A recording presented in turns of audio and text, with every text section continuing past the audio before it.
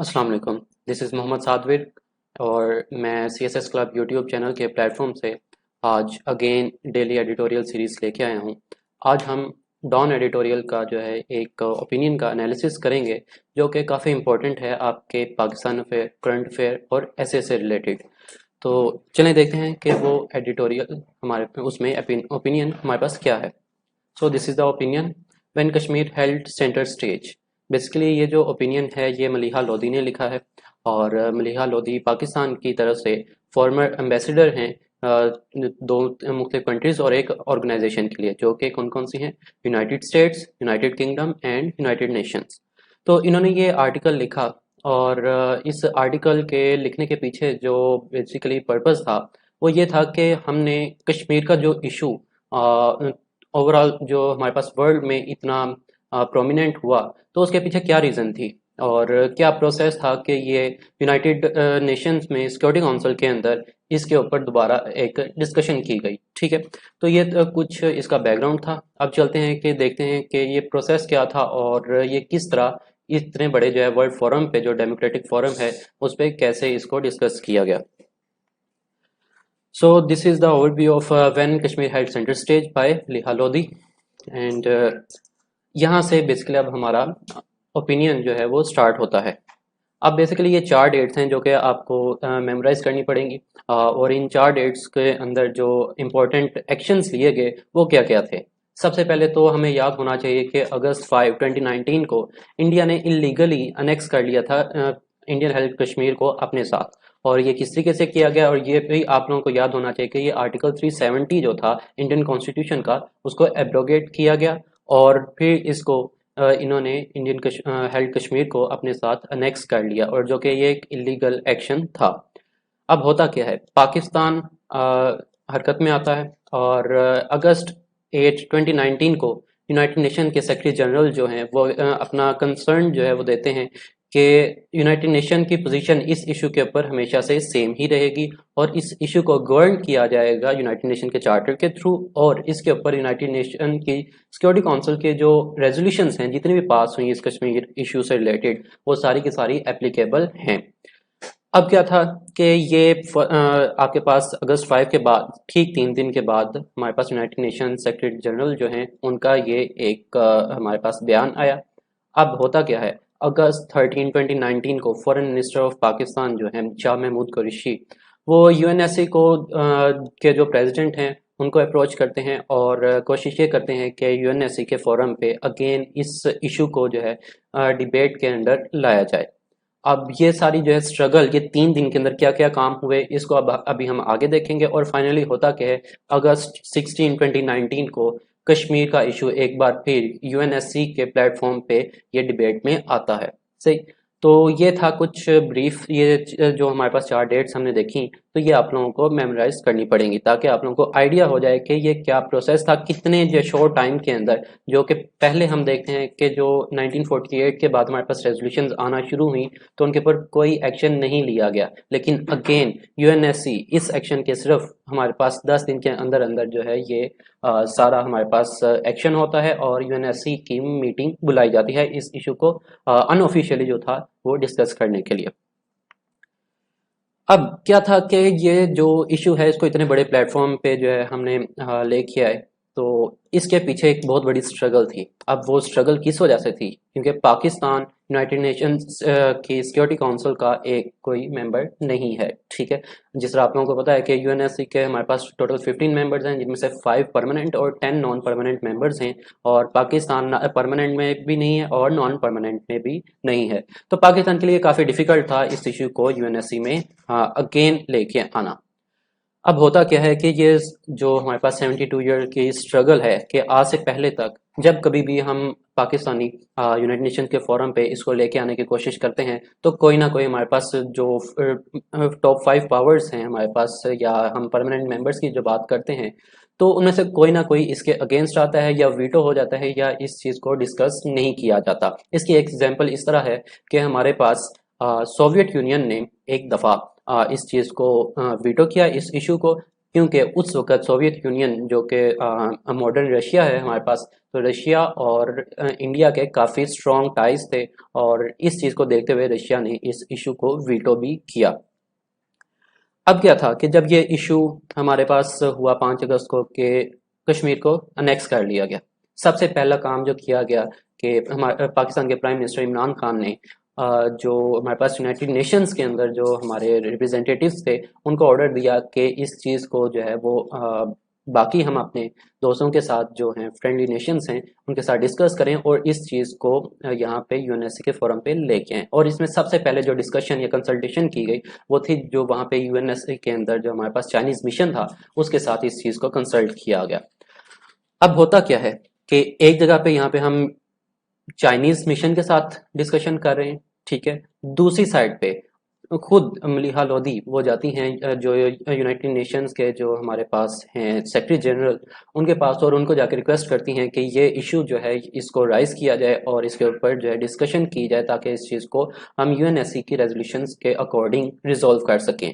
और इस चीज़ को किस तरीके से लिंक किया कि जो यूनाइटेड नेशन के सेक्रेटरी जनरल हैं बेसिकली उनका अपना एक मोटो है कि कॉन्फ्लिक्ट जो है प्रिवेंट हमने करना है, वर्ल्ड वाइड जितने भी कॉन्फ्लिक्ट्स हैं उनको प्रिवेंट करने की कोशिश करनी है ताकि हमारे पास कोई डिफिकल्ट या हार्डवर्क सिचुएशन जो है वो क्रिएट ना हो।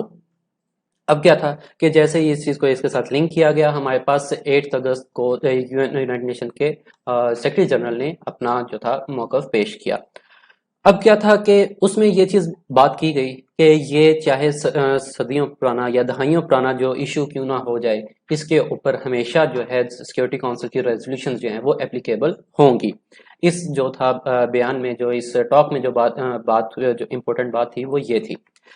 अब देखते हैं कि आगे हमारे पास जो 5 पावर्स हैं उनको किस तरीके से एक हम जो है टेबल के ऊपर लेके आए ताकि इस इशू को डिस्कस किया जाए। सबसे पहले चाइना के साथ हमारा एग्रीमेंट हुआ, और उस एग्रीमेंट में क्या बात की गई कि ये जो मीटिंग होगी उसके अंदर हम डिपार्टमेंट ऑफ पॉलिटिकल अफेयर्स जो कि यूनाइटेड नेशन के डिपार्टमेंट है और department for peace and operations, इन दोनों के थ्रू हम इस चीज़ को जो है वो वहाँ पे डिबेट करेंगे कि ये एक पॉलिटिकल एक्सप्लॉयटेशन है और दूसरा ह्यूमन राइट्स की सिचुएशन वहाँ पे बहुत ज़्यादा जो है वो डिफ़िकल्ट हो रही है, और जो लाइन ऑफ कंट्रोल है इसके दोनों साइड्स पे भी काफ़ी जो है कशीदगी की सूरत हाल है। इन दोनों तीनों बातों को जो था वहाँ पे डिस्कस किया जाना चाहिए। फिर क्या था कि चाइना तो हमारा फ्रेंड है, अब क्या था यूनाइटेड स्टेट्स का कंसेंट भी चाहिए था, और इसका कंसेंट भी आखिरकार हमें मिल गया। और वो मिला किस वजह से कि इस्लामाबाद और न्यूयॉर्क के दरमियान स्ट्रेट 9 डेज के लिए जो था हमारे पास ये डिप्लोमेटिक एफर्ट्स होते रही, डिस्कशंस होते रही, और फाइनली हमें यूएस की तरफ से भी कंसेंट मिल गया कि इसको यूनाइटेड नेशन सिक्योरिटी काउंसिल के अंदर डिबेट के अंदर लाया जाएगा।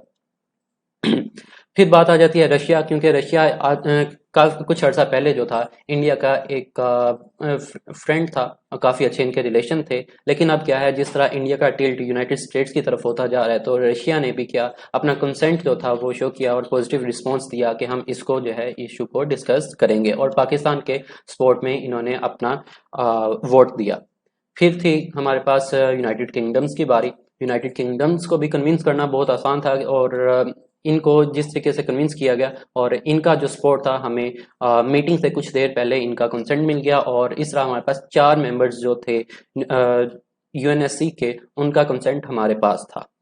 अब क्या था सिर्फ और सिर्फ एक फ्रांस था, क्योंकि रिसेंटली फ्रांस और इंडिया की जो है हमारे पास डील हुई है, और फ्रांस इस वजह से इंडिया के साथ अच्छे रिलेशंस की वजह से इस चीज़ से कतरा रहा था, और उसने पूरी कोशिश की कि इस इशू को डिबेट के अंडर ना लाया जाए, डिस्कस ना किया जाए, लेकिन फिर भी आखिरकार हमारे पास क्या था ये issue United nation security council के अंदर डिस्कस किया गया। अब यही जो मैंने आपको बात की, प्राइम मिनिस्टर जो थे कुछ अर्सा पहले फ्रांस गए, पेरिस गए, और वहाँ पे इनकी डिफेंस डील हुई थी जिसकी रीज़न जो थी कि इसको यहाँ पे डिस्कस नहीं करना चाह रहा था फ्रांस। अब क्या था कि ये तो हमारे पास परमानेंट मेंबर्स में से जो हम लोगों को सपोर्ट मिली, अब आ जाते हैं हमारे पास नॉन परमानेंट मेंबर्स। उनमें से दो हमारे पास कंट्रीज ने हमें काफ़ी जो है सपोर्ट दी। सबसे पहले जो हमें सपोर्ट मिली वो थी कुवैत की तरफ से, एंड सेकेंडली इंडोनेशिया की तरफ से। इंडोनेशिया ने जब देखा कि पाकिस्तान के तरफ जो है हमारा वो वे ज़्यादा है, तो इसलिए इंडोनेशिया ने भी फिर पाकिस्तान की सपोर्ट की और Kashmir issue non permanent members में इन दो मेंबर्स की वजह से सपोर्ट इसको मिली। अब होता क्या है कि ये हमारे पास सारी डिस्कशन होती है और इंडिया अब क्या करता है, ये तो था पाकिस्तान की तरफ से क्या क्या जो किया गया है। इंडिया ने फिर इस चीज़ को नलीफाई करने के लिए, इसको रोकने के लिए, मीटिंग को रोकने के लिए क्या क्या जो है फिर चीज़ें की, क्या क्या हथकंडे इस्तेमाल किए। सबसे पहले ये था कि 5 अगस्त का एक्शन जो था वो उस चीज़ को सपोर्ट करने के लिए उन्होंने क्या बहाना लगाया, वो ये था कि हम कश्मीर के अंदर जो इकोनॉमिक डेवलपमेंट है इसको प्रमोट करना चाहते हैं और वो किस तरह करेंगे, हम इसको इंडिया के साथ इंटीग्रेट कर लेंगे। सेकंड थिंग कि ये इंडिया का एक इंटरनल इशू है और फॉरेन पावर्स जो हमारे पास हैं उनको इस चीज़ में इंटरफेयर नहीं करना चाहिए। थर्डली और मोर इम्पोर्टेंटली, ये यूनाइटेड नेशन सिक्योरिटी काउंसिल की जो रेजोल्यूशन है ये बहुत पुरानी हो चुकी हैं और ये मॉडर्न हमारे पास इस इशू से इरेलीवेंट हैं। तो इस तरह जो है हम इस कश्मीर इशू को जो था वो यहाँ पे डिस्कस नहीं करना चाहते। अब होता क्या है कि पाकिस्तान के जो हमारे पास ये एम्बेसडर हैं मलिहा लोधी, ये वहाँ पे इस चीज़ को जो है आर्गूमेंट वहाँ पे जो है प्रेजेंट करती हैं कि यूनाइटेड नेशन की जो रेजोल्यूशन है वो इनकी कोई एक्सपायरी डेट नहीं है, ये आपके पास till the end of life जो है ये फिर भी आपके पास एप्लीकेबल रहेंगी। और फाइनली इस आर्गूमेंट के बाद इनके ऊपर सारी जितनी भी ये कोशिश की गई वो नलीफाई हो गई और यूनाइटेड नेशन सिक्योरिटी काउंसिल के अंदर अगस्त 16 को इस इशू को जो था वो फिर डिस्कस किया गया।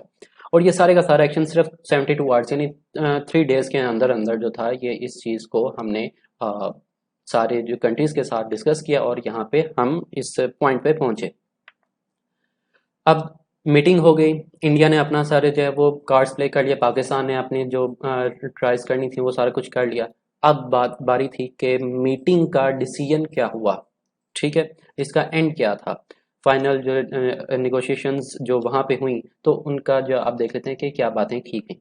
पहली चीज़ जो काउंसिल मेंबर्स जो थे इन्होंने इस चीज़ को जो था वो सपोर्ट किया कि कश्मीर के अंदर वायलेशन ऑफ ह्यूमन राइट्स की जा रही है। सेकेंडली ये जो लॉकडाउन लगाया गया है इसको एंड किया जाए। और थर्ड मोस्ट इम्पोर्टेंटली कि हमारे पास जो कश्मीर इशू की जो हम रेजोल्यूशन की बात करते हैं ये एक पीसफुल रेजोल्यूशन होना चाहिए और ये किस तरीके से होगा अगर हम यूएनएससी की रेजोल्यूशंस को फॉलो करेंगे।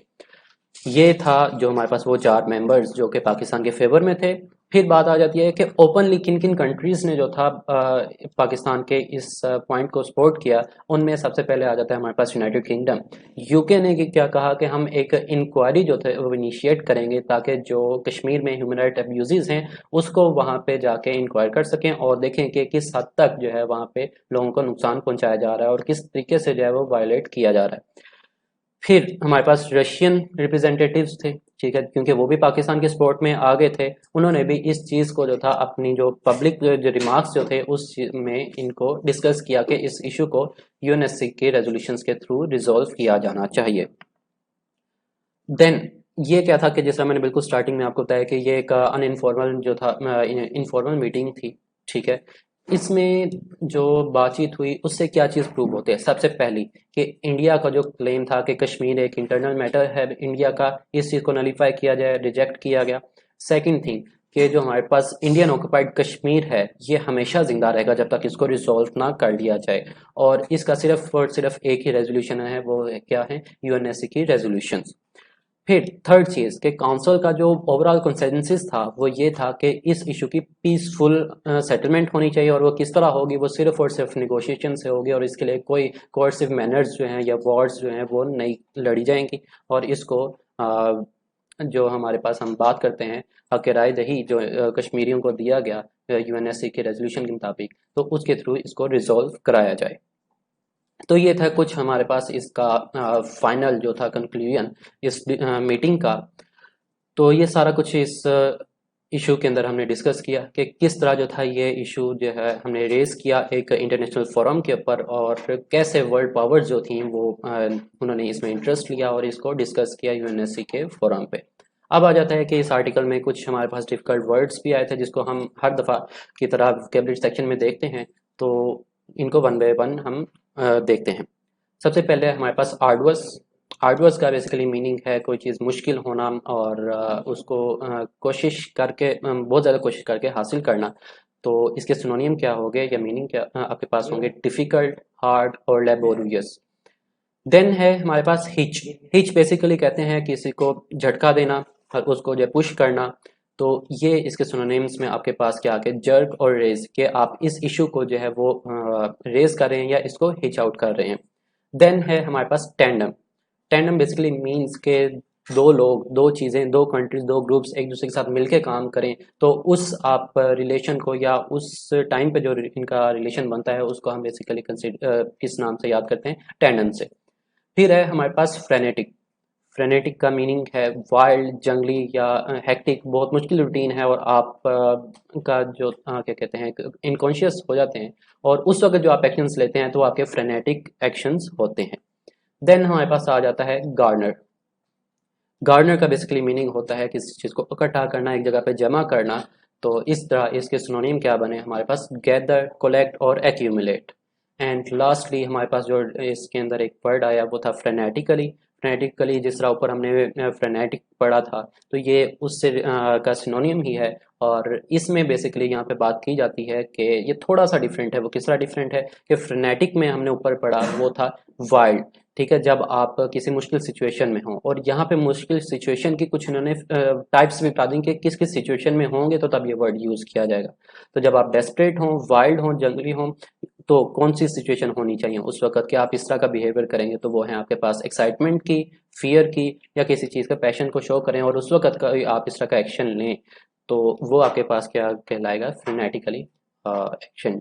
ठीक है, तो ये कुछ हमारे पास डिफ़िकल्ट वर्ड्स थे और इस तरह मैं इस वीडियो को एंड करता हूँ।